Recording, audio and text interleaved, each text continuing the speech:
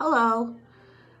Today I'm going to read aloud to you the questions for chapter 5 to go along with the outsiders. I hope you're continuing to enjoy the book and staying caught up with things.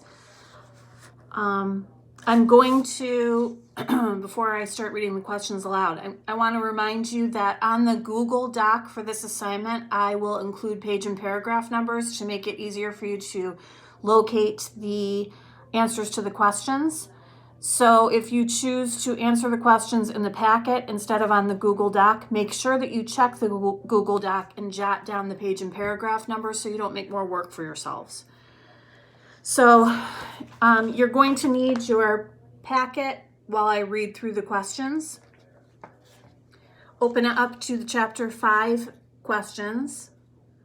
And here are the questions. Number 1, Ponyboy tries to convince himself that everything has been a dream. Where does he imagine he is instead, and what does he imagine is happening? For number 2, what does Johnny buy at the store? He buys several different items. So you're basically just going to list those items for that question. Number 3, what do the boys reluctantly plan on doing to disguise themselves? Reluctantly means they're hesitating. It's not something they really want to do, but feel like they have to do. Number 4, why do the boys start to cry on page 74? Number 5, why can Ponyboy relax for the first time in 12 hours? Number 6, what do the boys do to pass the time? Number 7, explain the Robert Frost poem, Nothing Gold Can Stay, and its relevance to the story. For that one, guys, I'm actually going to have you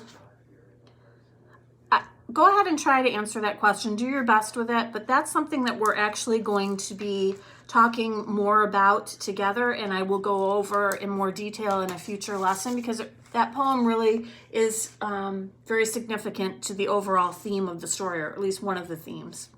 So like I said, just do your best with number 7. Don't get upset if you're not quite sure what to write. Number 8, summarize the letter that Soda sent to Ponyboy. When we summarize something, we write 1 or 2 sentences explaining the main gist of what it was that we read. So you do not need to rewrite the whole letter. You don't need to tell me every single thing that was said. Just give me a general idea of what was said. What were the 2 most important things that were said? Number 9, why did Dally get hauled into the police station? Number 10, what did he tell the police about Johnny and Ponyboy? Number 11, who is the spy for the greasers? Number 12, what is going to happen between the greasers and the Socias? And number 13, explain the possible outcomes of this event. So what could be the consequence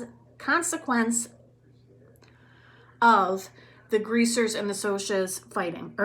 Sorry, I kind of gave away number 12. Oops.